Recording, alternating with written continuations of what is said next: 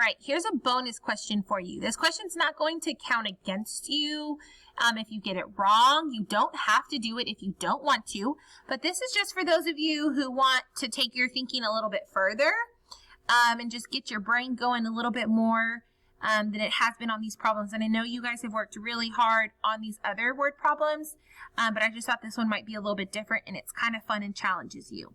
Okay, it says a remote control uses 2 batteries. If I have 5 remote controls and 1 pack of 8 batteries, will I have enough batteries for all of the remotes? Why or why not?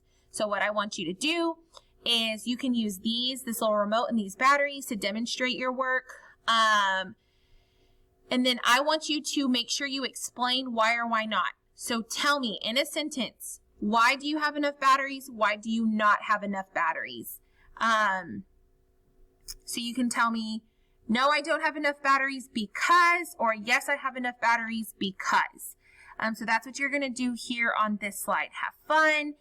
Don't worry about it. Don't stress about this problem. It's just meant to challenge you a little bit more.